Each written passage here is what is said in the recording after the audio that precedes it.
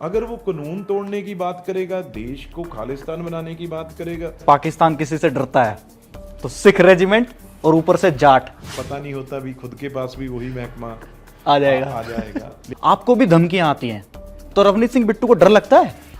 आप पंजाब से हैं या कहाँ से आपने इतनी जानकारी इकट्ठे कर ली हैं? उसे पता ही नहीं उस पहाड़ के दूसरी तरफ से किस दिन कहाँ से गोली आ जानी, वो बर्फ के पीछे से कहाँ उसकी छाती चीर के निकल जाए। Thank you so much. आप डरा के भी जा रहे हैं, अभी 100 दिनों के बाद मिलेंगे। नमस्कार, इंडिया टीवी के डिजिटल प्लेटफॉर्म पर आपका स्वागत है। मैं हूं आपके साथ दीपक प्रजापत। भारत की राजनीति में पंजाब का बड़ा महत्वपूर्ण होता है, बहुत रोल होते हैं, कई तरह की चीजें आती हैं।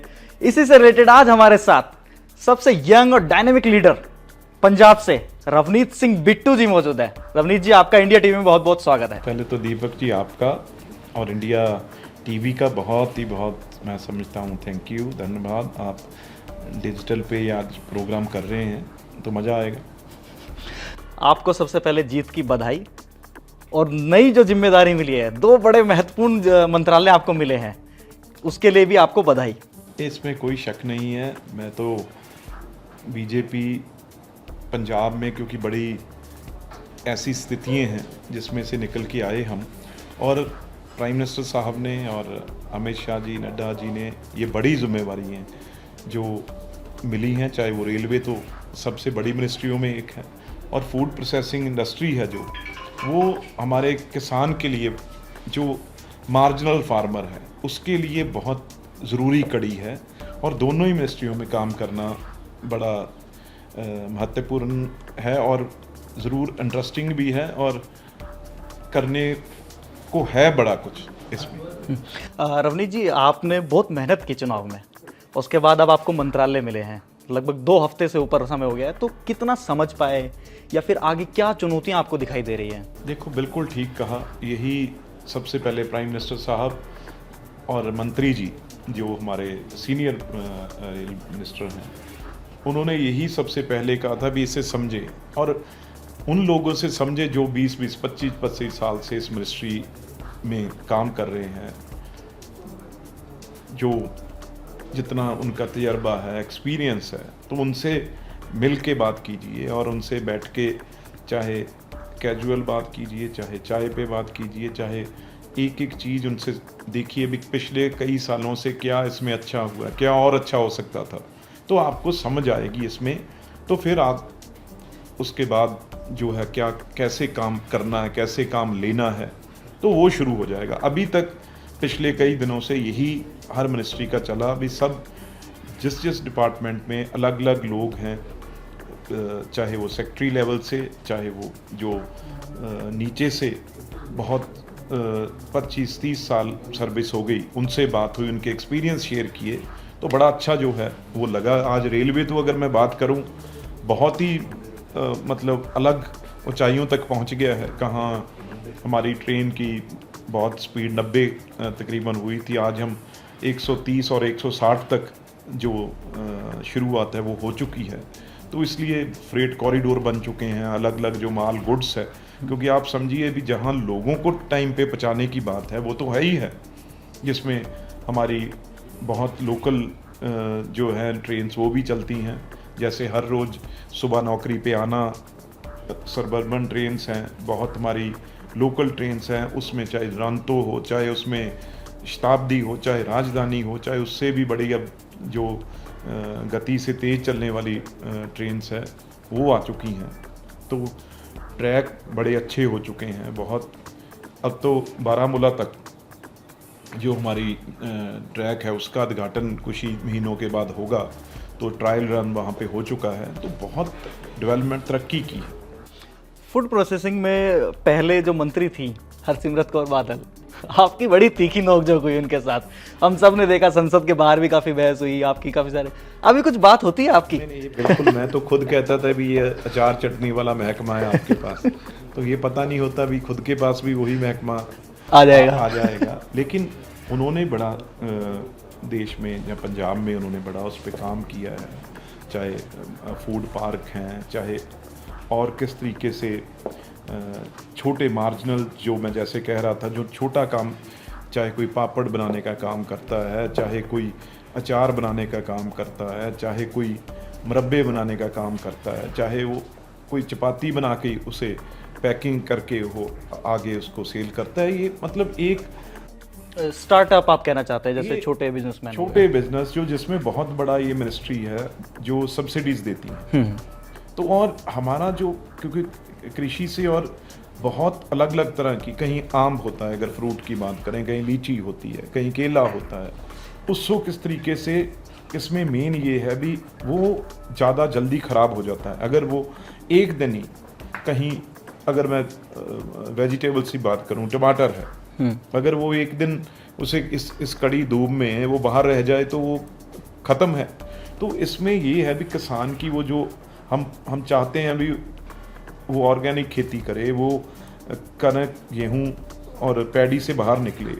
तो ये चीज़ें हैं जो अगर वो उगाएगा तो उसको कैसे कोल्ड स्टोर उसे रखने के लिए चीज़ मिले, किस तरीके से वो उसे ब्रांडिंग कर सके, वो सबसे ज़रूरी है।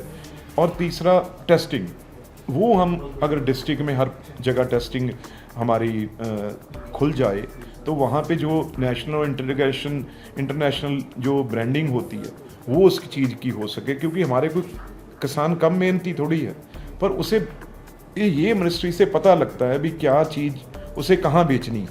अभी तो आपके डिपार्टमेंट की बात हुई, आप पंजाब के एक प्रमुख चेहरों में आते हैं। हमने देखा कि संसद में किस तरह से इन्होंने मतलब खालिस्तान से रिलेटेड और अन्य मुद्दों पर प्रमुखता से आपने बहुत अपनी बात रखी है, चाहे फिर वो कनाडा का विवाद हो, निज्जर हो, पन्नू हो। सर, हमने देखा कि आपका जो जीवन है बहुत कठिनाई भरा रहा।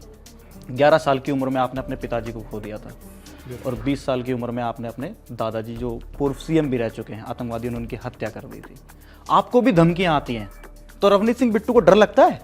मेरा वाकई आपने ठीक कहा भी, जीवन ही ऐसा रहा है। जब छोटे थे पिताजी चले गए, उसके बाद 80 से लेके 92 तक टेररिज्म ही रहा। रोज आवाज़ गोलियों की सुनते थे और एक हर वक्त यही परिवार में रहता था। आज किस तरीके से फैमिली बच के आ गई।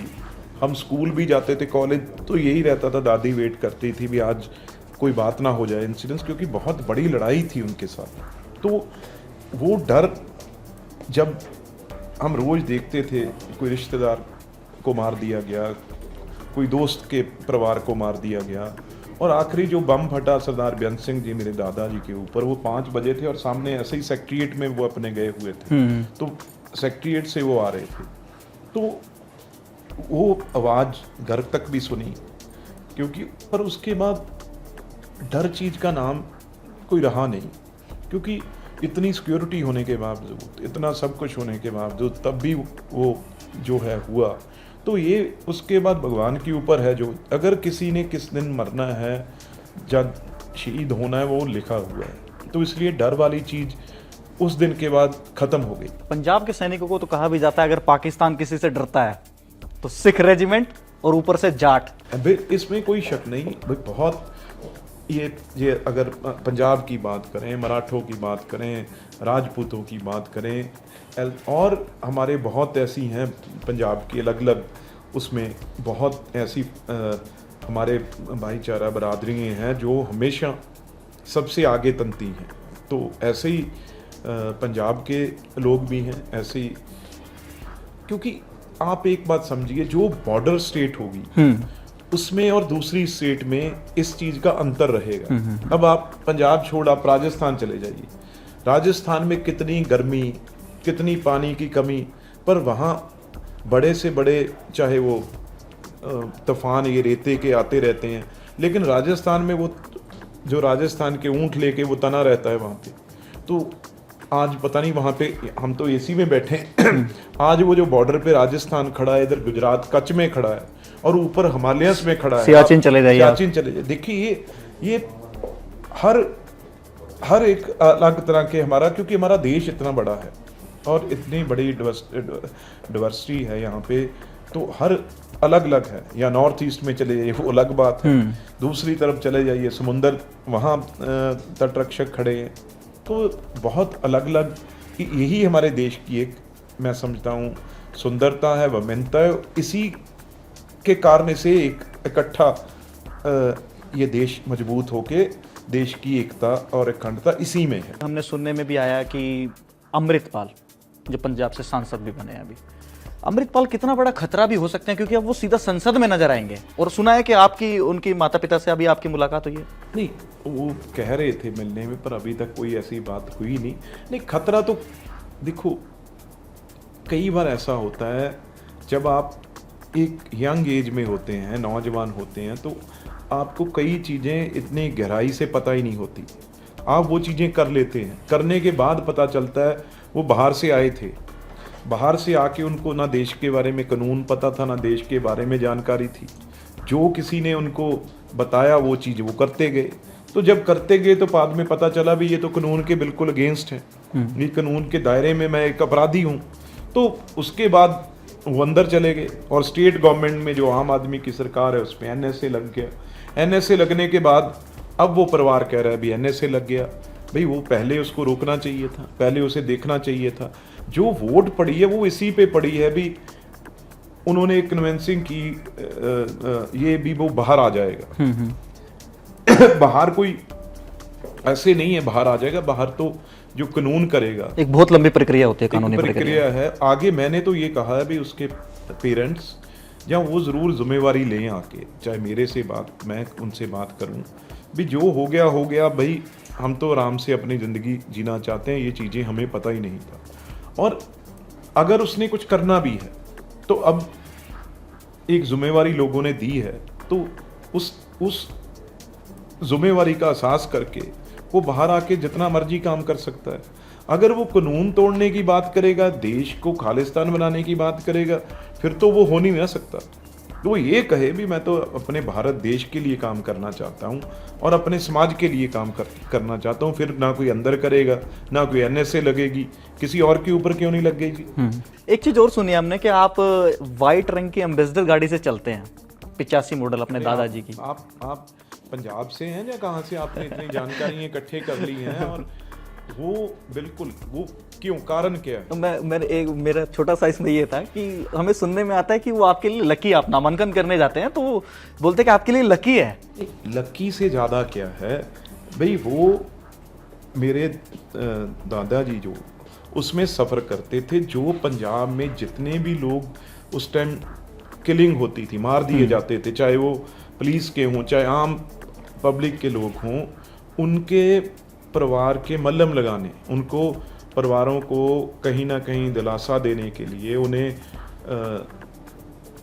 उनको विश्वास देने के लिए भी हम हैं आपके साथ, वो इस कार में ही ज़्यादा CM बनने से पहले उन्होंने ट्रैवल किया, सफ़र किया। तो तकरीबन हर गांव में ऐसा उस टाइम वातावरण था, रोज़ किलिंग कहीं ना कहीं हो जाती थी, परिवार के परिवार मार दिए जाते थे। तो ये एक वो निशानी है उनकी जिसके ऊपर वो हर पंजाब के हिस्से में जाके मलहम लगाते हैं। तो हम इस चीज़ को याद रखते हैं भी, ये एक तो आपको आपके अंदर विश्वास पैदा करती है भी किसी भी कठिन स्थिति में आप खड़े हो सकते हैं। उस टाइम तो वो आम एक कार्यकर्ता थे, आम एक लीडर थे। तो एक दूसरी भी हमें इससे एक ऊर्जा अंदर ताकत मिलती है जब हम इस कार में बैठते हैं। इसमें खुद अंदर देश के प्रति जो उनके अंदर भावना थी भी, चाहे मेरे इस जाते हुए बम ब्लास्ट हो जाए, चाहे गोली चले, चाहे कुछ हो, लेकिन मैंने लोगों के अपने सिर पे हाथ रखना है जाके। आपको मतलब एक जिम्मेदारी दिखाई देती है उसके अंदर, उस गाड़ी से आपको एक जिम्मेदारी तब। और पीछे भी कितनी बड़ी ये लेगेसी है आपके पीछे, ये भी इसको ध्यान में रखते हुए, इसको बचाते हुए, कहीं इसको आंच नहीं आनी चाहिए, वो उस चीज़ का सिंबल है। लास्ट एक मैं ये पूछूंगा, सोशल मीडिया पर आप बड़े फेमस हैं, जो यूथ है ना पंजाब के साथ, अब पूरे देश का यूथ, वो कहता है कि हमारी अगर पर्सनैलिटी हो या फिर फिटनेस की बात करें हम, तो रवनीत सिंह बिट्टू जैसी हो। उन्होंने देखा कि पार्लियामेंट में प्रधानमंत्री जी का कॉल आया और आप भागते भागते गए, उसके बाद चुनावी सभाओं में हमने देखा कि भाग रहे हैं। सेहत का राज तो बताइए। देखो, ये नौजवानों पे खास तौर आलस बिल्कुल छोड़नी चाहिए। जरूरी थोड़ी अभी गाड़ियों में बैठ के जाना, जाएं, नहीं जरूरत, पर कहीं ना कहीं पहुंचने के लिए कई बार अपनी जो है उसे शरीर को भी यूज़ करें, अपनी सेहत ठीक करने के लिए 10 मिनट पहले चल जाएं, उससे भाग कर जाएं, रनिंग करते जाएं, चाहे ब्रिस्क वॉकिंग करें, चाहे पैदल पहुंचे।